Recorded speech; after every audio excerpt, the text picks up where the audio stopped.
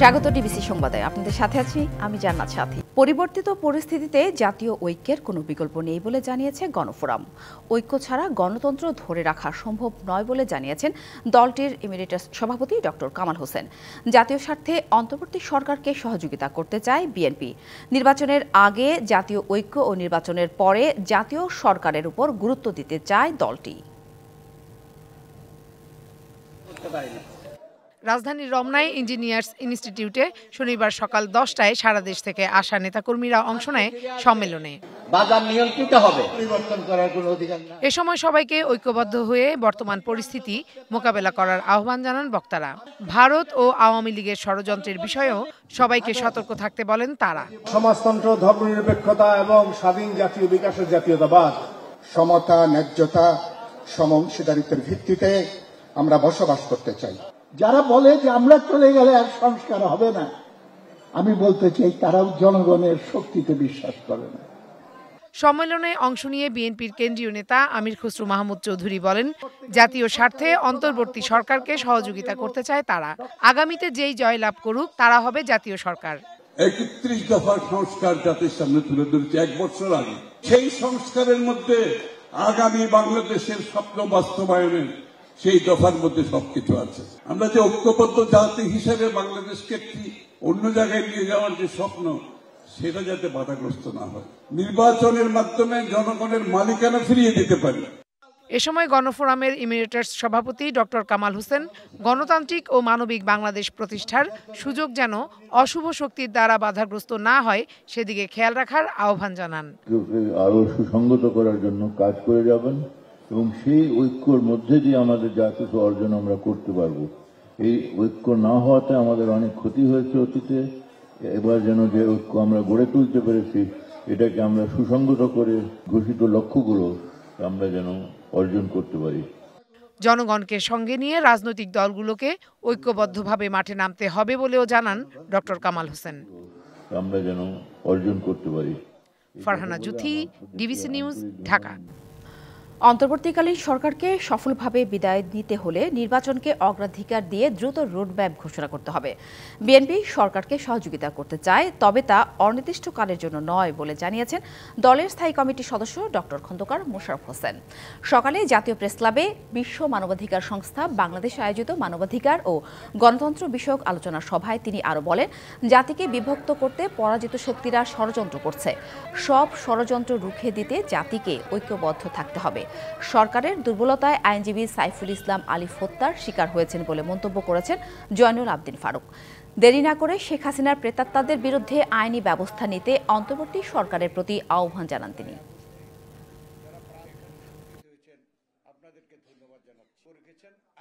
এই সরকারকে সহযোগিতা করতে আমরা প্রস্তুত, কিন্তু এরা তো অনির্দিষ্টকালের জন্য থাকতে পারে না।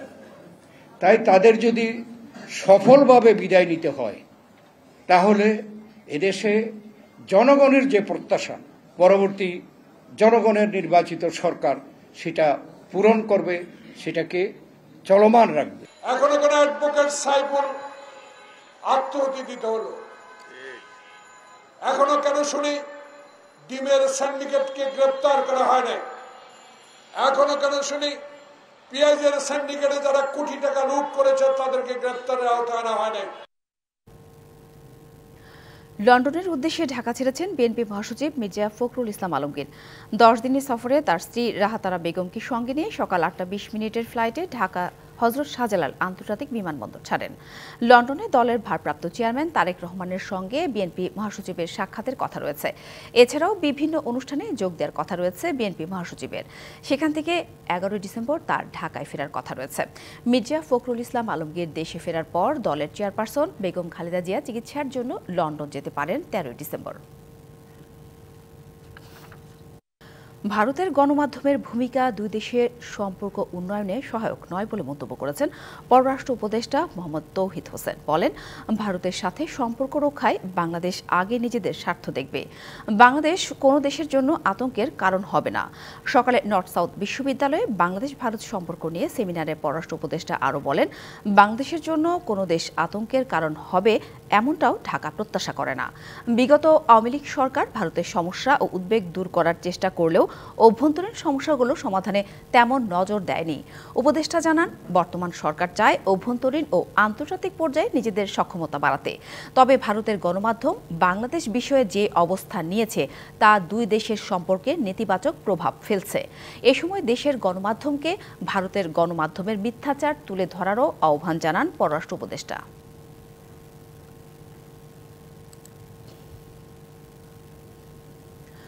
সনাতনী জাগরণ জোটের মুখপাত্র চিন্ময় কৃষ্ণ দাসের গ্রেপ্তারকে ভুলভাবে ব্যাখ্যা করা হচ্ছে বলে জাতিসংঘকে জানিয়েছে বাংলাদেশ।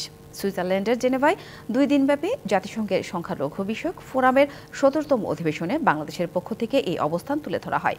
জাতিসংঘ ও জেনেভায় অন্যান্য আন্তর্জাতিক সংস্থায় বাংলাদেশের স্থায়ী প্রতিনিধি রাষ্ট্রদূত তারেক মোহাম্মদ আরিফুল ইসলাম শুক্রবার রাতে এক বিবৃতিতে এই কথা জানান। বলেন, ফোরামে বক্তব্যে কয়েকজন বাংলাদেশে সংখ্যালঘুদের উপর নির্যাতন হচ্ছে বলে অভিযোগ করেন। এ সময় চিন্ময় কৃষ্ণ দাসের গ্রেপ্তার নিয়েও অভিযোগ করা হয়।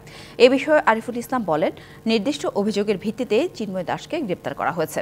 বিষয়টি আদালতের মাধ্যমে মীমাংসা করা হচ্ছে বলেও তিনি উল্লেখ করেন।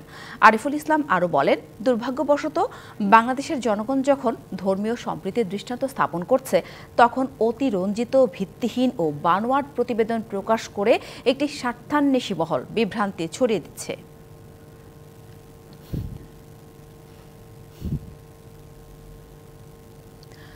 চট্টগ্রামে আইনজীবী সাইফুল ইসলাম আলিফ হত্যার ঘটনায় 31 জনকে আসামি করে মামলা করেছে পরিবার। এছাড়া আদালতে আইনজীবী ও পুলিশের উপর হামলা ও ভাঙচুরের ঘটনায় আরও একটি মামলা হয়েছে। এ নিয়ে মোট 5টি মামলা হলেও কোনো মামলায় আসামি করা হয়নি চিন্ময় কৃষ্ণ দাসকে। এদিকে হত্যার ঘটনায় এখন পর্যন্ত 39 জনকে গ্রেপ্তার করা হয়েছে, যাদের মধ্যে 9 জন সরাসরি জড়িত। এছাড়া আরও 12 ঘাতককে খুঁজছে পুলিশ। আইনজীবী সাইফুল ইসলাম আলিফকে কারা হত্যা করেছে পুরো বিষয়টি নিশ্চিত হয়েছে আইনশৃঙ্খলা বাহিনী। শুধু পুলিশ নয়, একাধিক গোয়েন্দা সংস্থাও হত্যায় জড়িতদের ব্যাপারে নিশ্চিত হয়েছে। হত্যাকাণ্ডের ভিডিও ফুটেজে দেখা যায় সিলভার রঙের হেলমেট, কমলা রঙের টি শার্ট ও কালো প্যান্ট পরা রামদাহাত এক যুবক এবং লাল হেলমেট, ব্লু টি শার্ট ও জিন্স পরা বটিহাত আরেক যুবক আইনজীবী আলিফকে কোপাচ্ছে। এদের একজন চন্দন বলে নিশ্চিত হয়েছে পুলিশ, তবে তাকে গ্রেপ্তার করা যায়নি। ভিডিও ফুটেজ বিশ্লেষণ করে সরাসরি হত্যায় জড়িত ছিল এমন 3 জনকে আমরা ইতিমধ্যেই গ্রেপ্তার করেছি। বাকিদেরকেও শনাক্ত এবং গ্রেপ্তারের জন্য আমাদের যে আইনি প্রক্রিয়া সেটা অব্যাহত রয়েছে। আলিফ হত্যার ঘটনায় বেশ কয়েকজনকে গ্রেপ্তার করা হয়েছে, যাদের মধ্যে 9 জন সরাসরি হত্যাকাণ্ডের সাথে জড়িত। অন্যদের গ্রেপ্তারে একাধিক জায়গায় অভিযান চলছে বলে জানিয়েছে সিএমপি। বাকিদেরকেও আমরা অলরেডি শনাক্ত করেছি এবং তাদেরকে গ্রেপ্তারের জন্য আমাদের প্রচেষ্টা অব্যাহত আছে।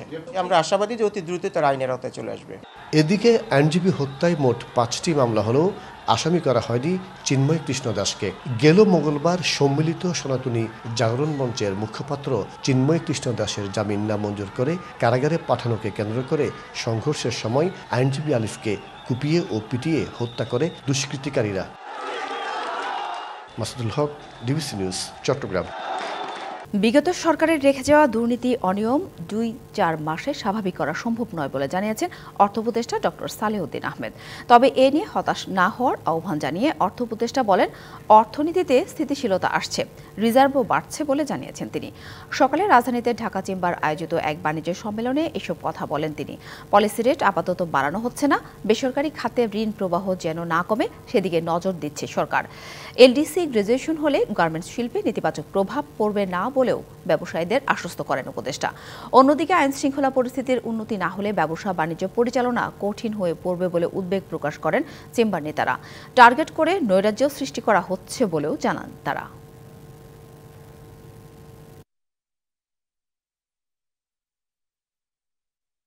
কোনো ক্রমেই যেন ক্রেডিট সাপ্লাইটা প্রাইভেট সেক্টরে না কমে। এখন একটু কম, যেটা যারা এফেক্ট করছে কর্মসংস্থানে, তাই না, employment generation, that is very important aspect for us.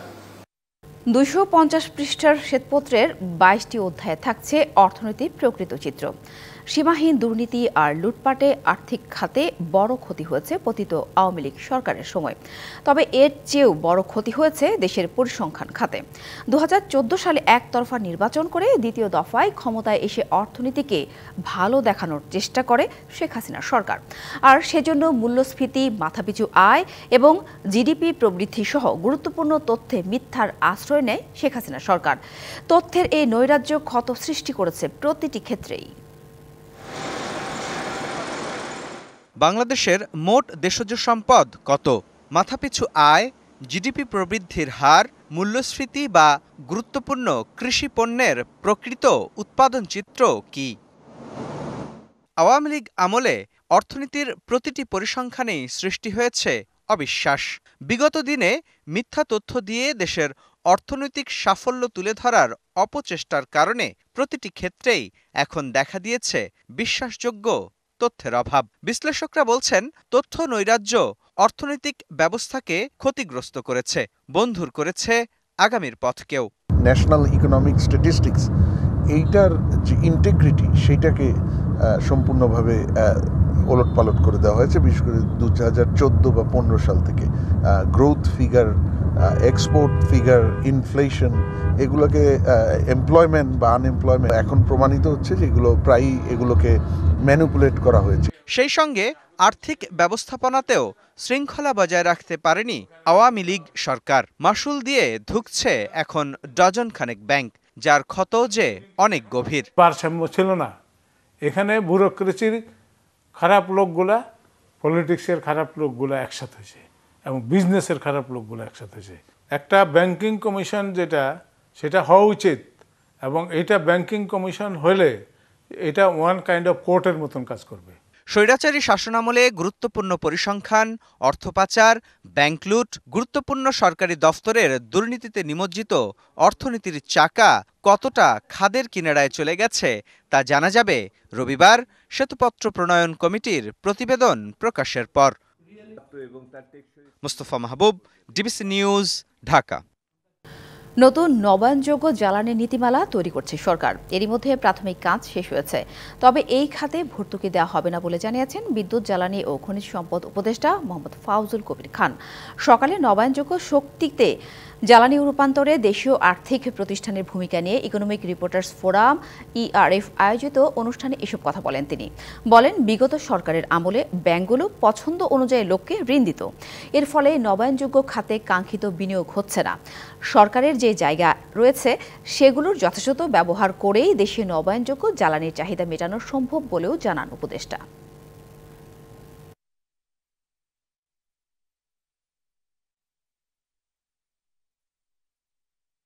আমাদের প্রায় ২,৫০০ থেকে ৫,০০০ মেগাওয়াট পর্যন্ত বিদ্যুৎ আমাদের জ্বালানি খাত থেকে আসতে হবে।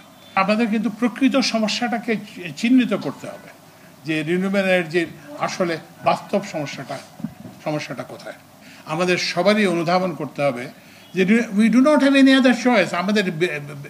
আমাদের কি বলে যে নবায়নযোগ্য শক্তি ছাড়া আমাদের কোনো বিকল্প আমাদের সামনে নাই। কর্মঘণ্টার নির্ধারণের পাশাপাশি পুলিশের খারাপ আচরণের পেছনের কারণ খুঁজে বের করার তাগিদ দিয়েছেন সাবেক কর্মকর্তারা। এছাড়া পুলিশের সঙ্গে জড়িত প্রতিষ্ঠানগুলোর কর্মকাণ্ড স্বচ্ছ রাখার আহ্বান জানানো হয়।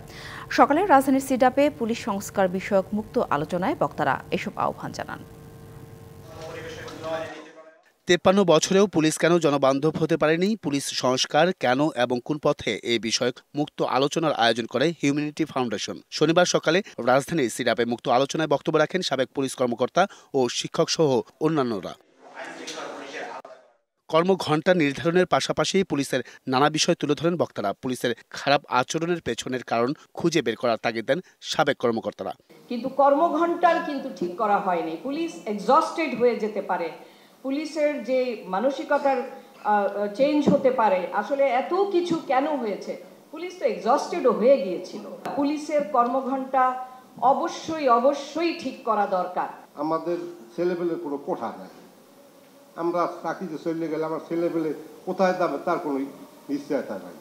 আমরা চাই যে আমাদের ছেলেপেলে একটা কোঠা থাকবে। আগে পুলিশের যে সংস্কার হয়েছিল সেটি এখনো কার্যকর হয়নি। শুধু পুলিশ নয়, সংশ্লিষ্ট প্রাতিষ্ঠানিক প্রতিষ্ঠানগুলোর সংস্কার প্রয়োজন বলে জানান অবসরপ্রাপ্ত শিক্ষকরা। থানায় সিসিটিভি ক্যামেরা দিয়ে পুলিশের আচরণ কিছুটা যাচাই বাছাই করে দেখা যেতে পারে যে থানাতে যে হাজত থাকে সেখানে তারা হাজতিদের সাথে কেমন আচরণ করেন। আমাদের মামলা বাণিজ্য বলে একটা কথা প্রচলিত আছে, এটা বন্ধ করতে হবে। এই মিথ্যা মামলা দেওয়া, শোন অ্যারেস্ট করা, এই বিষয়গুলো যদি আমরা বন্ধ না করি আমরা কিন্তু জনবান্ধব হতে পারবো না। যে আমাদের পুলিশেরা সব সময় আসলে এই যে আচরণ করেন আমাদের সাথে, এটা রাজনৈতিক কারণে হয়ে থাকে। আইন শৃঙ্খলা বাহিনীর এমন পরিস্থিতি থেকে উত্তরণে দ্রুত সরকারকে পদক্ষেপ নেওয়ার দাবি জানান বক্তারা। Ariful Islam, DBC news, Dhaka. বাংলাদেশ নৌবাহিনীর উন্নয়নের ধারাবাহিকতায় নৌবহরে যুক্ত হয়েছে খুলনা শিপইয়ার্ডে দেশীয় প্রযুক্তিতে নির্মিত আরও একটি যুদ্ধ জাহাজ বানৌজা 20 খালি। সকালে খুলনা নেভাল বার্থে আয়োজিত কমিশনিং অনুষ্ঠানের প্রধান অতিথি হিসেবে উপস্থিত ছিলেন নৌবাহিনীর প্রধান অ্যাডমিরাল এম নাজমুল হাসান। এ সময় তিনি জাহাজটির অধিনায়কের নিকট কমিশনিং ফরমান তুলে দেন এবং আনুষ্ঠানিকভাবে নাম ফলক উন্মোচন করেন। বাংলাদেশ নৌবাহিনীতে নবসংযোজিত জাহাজটির দৈর্ঘ্য 51.6 মিটার এবং প্রস্থ 7.5 মিটার। জাহাজটি ঘন্টায় সর্বোচ্চ 21 নটিক্যাল মাইল বেগে চলতে সক্ষম। এ সময় বাংলাদেশ নৌবাহিনীকে আধুনিক, শক্তিশালী ও সক্ষম হিসেবে গড়ে তোলার আশাবাদ ব্যক্ত করেন নৌবাহিনী প্রধান।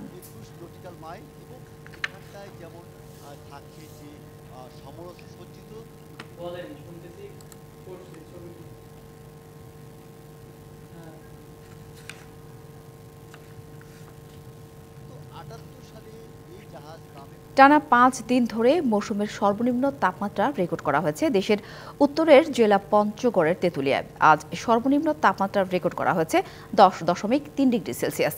সকাল থেকে জেলা জুড়ে কুয়াশার দেখা না মিললেও হিমালয় থেকে বয়ে আসা হিমেল বাতাসে শীতের তীব্রতা অনুভূত হয়। বেলা বাড়ার সাথে সাথে সূর্যের দেখা মেলায় শীতের তীব্রতা কমতে থাকে। শীত উপেক্ষা করে গায়ে গরম কাপড় জড়িয়ে কাজের সন্ধানে বের হয়েছে শ্রমজীবী মানুষেরা। তবে বেলা গড়িয়ে বিকেল হতেই জেলায় প্রতিদিনের মতো শুরু হয় শীতের তীব্রতা। ডিসেম্বরের প্রথম সপ্তাহে শীতের তীব্রতা আরও বাড়বে বলে জানিয়েছে আবহাওয়া অফিস।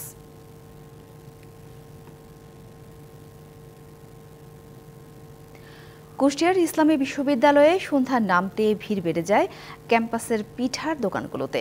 হিম বাতাসের সঙ্গে গরম গরম ভাপা বা অন্য কোনো পিঠা খেতে জড়ো হন শিক্ষার্থী সহ কর্মকর্তা কর্মচারীরা।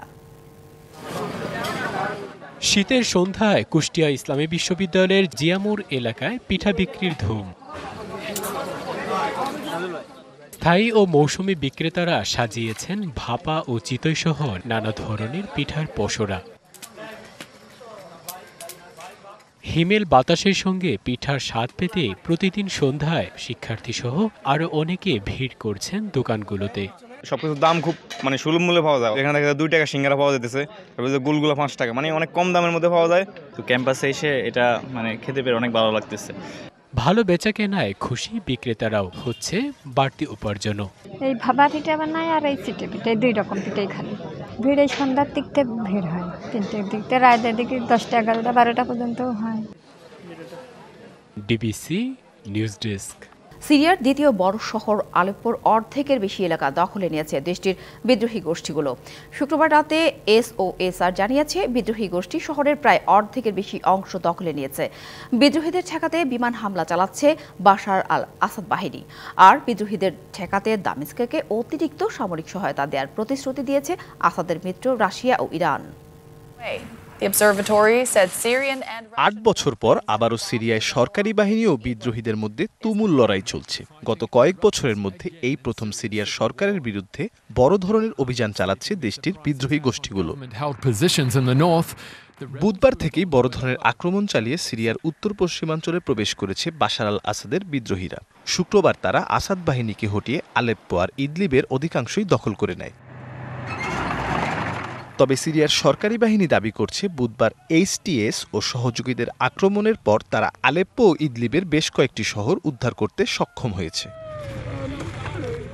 বিদ্রোহীদের বিরুদ্ধে বাশার সরকারকে সহায়তা করতে হামলা চালাচ্ছে রাশিয়াও। একাধিক আন্তর্জাতিক গণমাধ্যম জানায় শুক্রবার আলেপ্পোতে বিমান হামলা চালিয়েছে রুশ বাহিনী। তুরস্কের মধ্যস্থতায় 2020 সালে ইদলিবে বিদ্রোহীদের সঙ্গে যুদ্ধবিরতি করেছিল সিরিয়া সরকার। এরপর সহিংসতা একরকম থেমে গেলেও মাঝে মধ্যে এই অঞ্চলে সংঘর্ষ, বিমান হামলা ও গোলাবর্ষণের খবর পাওয়া যেত। Yes, we actually, it was a bit anticipated. আমরা এই আক্রমণের অনুমান করছিলাম। সিরিয়ার সরকারি এবং রুশ বাহিনীর কাছেও এ সংক্রান্ত তথ্য ছিল। চেষ্টাও করেছিল এটি রোধ করার। তবে এত কিছুর পরেও বিদ্রোহীদের সাফল্য অবাক করার মতো। Try to prevent. এদিকে চলমান সংঘর্ষের জেরে আলেপ্পো থেকে ইদলিবে আশ্রয় নিয়েছে 10,000 শরণার্থী। 2011 সালে সিরিয়ার সরকার গণতন্ত্রপন্থী বিক্ষোভ দমনের পর থেকে দেশটিতে শুরু হওয়া গৃহযুদ্ধে এ পর্যন্ত 5 লাখ মানুষের প্রাণহানি হয়েছে। Mirza Sanowar Hossain, DBC news desk. Gaza উপত্যকায় শুক্রবার রাতভর ইসরায়েলি বিমান হামলায় অন্তত 100 ফিলিস্তিনি নিহত হয়েছে। শুক্রবার উত্তরের শহর বেত লাহিয়ায় 2 বাড়িতে বিমান হামলায় 75 জন নিহত হয়েছে। এই অবস্থার মধ্যে নতুন করে গাজায় যুদ্ধবিরতি আলোচনা শুরু করতে উদ্যোগী হয়েছে মিশর। ফিলিস্তিনের স্বাধীনতাকামী সংগঠন হামাসের নেতারা কায়রোতে নতুন করে আলোচনায় বসতে যাচ্ছেন। মেডিকেল কর্মীরা জানিয়েছেন তারা নুসরেতের উত্তরাঞ্চল থেকে 19টি মরদেহ উদ্ধার করেছেন। ওই এলাকায় বড় বড় 8টি শরণার্থী শিবির রয়েছে। এছাড়া গাজার উত্তর ও দক্ষিণাঞ্চলেও হামলা চালায় ইসরায়েল, এতে বাকিদের মৃত্যু হয়। এদিকে গতকাল হামাসের 2টি সূত্র বার্তা সংস্থা রয়টার্সকে জানিয়েছে যুদ্ধবিরতি নিয়ে আলোচনার জন্য তাদের একটি প্রতিনিধি মিশরের কায়রোতে পৌঁছেছে। আজ এ নিয়ে আলোচনা হতে পারে। পুনর্নির্বাচনে এখলাস উদ্দিনকে 5 ভোটে হারিয়ে বাফুফের 15তম সদস্য নির্বাচিত হয়েছেন সাবেক ফুটবলার সাইফুর রহমান মনি। ভোট পেয়েছেন 56টি। 15তম সদস্য পদের এই নির্বাচনে ভোট দিতে বাফুফে ভবনে হাজির হয়েছেন ক্লাব, ডিএফএ, বিশ্ববিদ্যালয় সহ স্টেক হোল্ডার বিভিন্ন সংস্থার কাউন্সিলররা। সকাল 11টা থেকে দুপুর 1টা পর্যন্ত চলে ভোট গ্রহণ। ভোট দিয়েছে 107 কাউন্সিলর।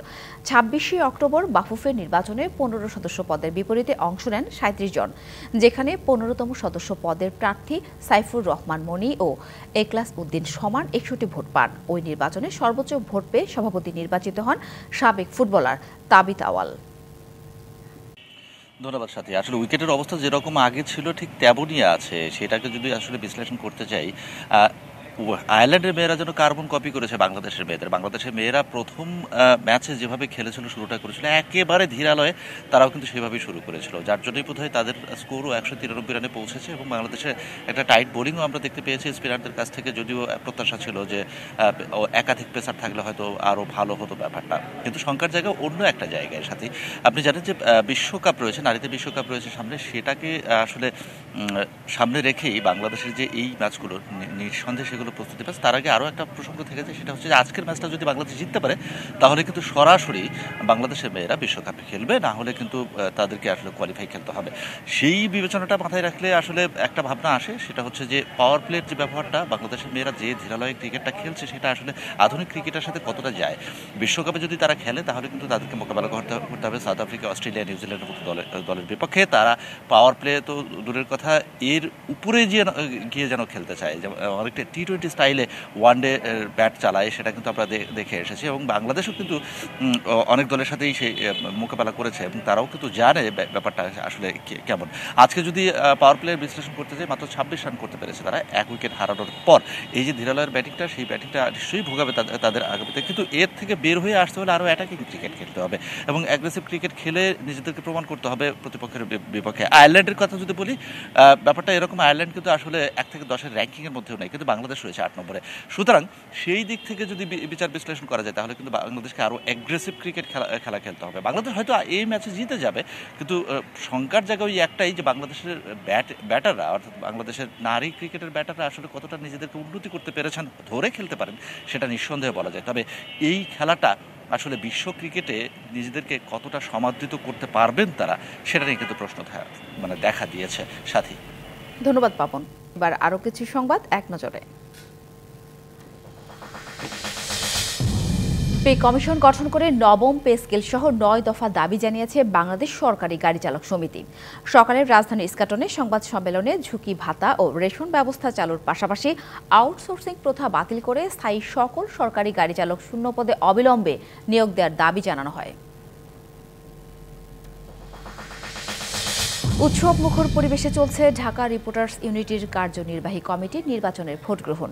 সকাল 9টায় শুরু হয়েছে ভোট গ্রহণ, চলবে বিকেল 5টা পর্যন্ত। রাজধানীর সেগুনবাগিচায় ঢাকা রিপোর্টার্স ইউনিটির সদস্যদের পদচারণে সকাল থেকে মুখর হয়ে উঠেছে ডিআরইউ প্রাঙ্গণ।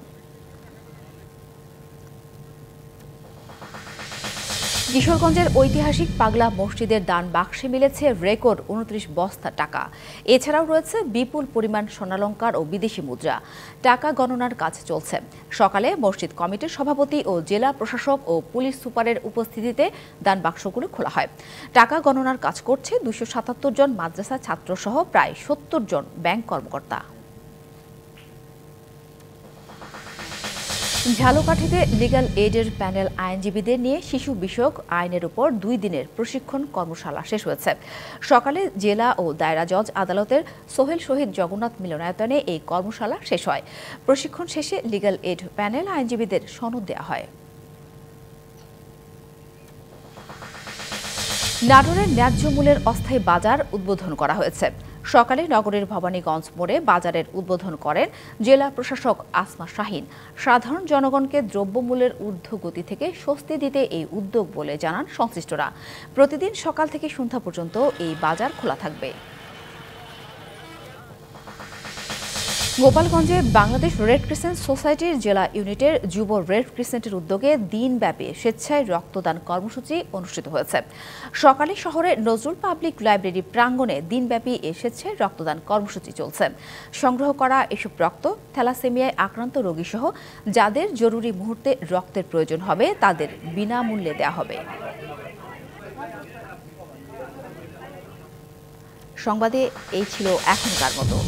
ডিবিসি নিউজের সংবাদগুলো পড়তে ভিজিট করুন dbcnews.tv আর ভিজিট করুন ডিবিসি নিউজের ফেসবুক পেজ এবং ইউটিউব চ্যানেল। ডিবিসির সঙ্গেই থাকুন।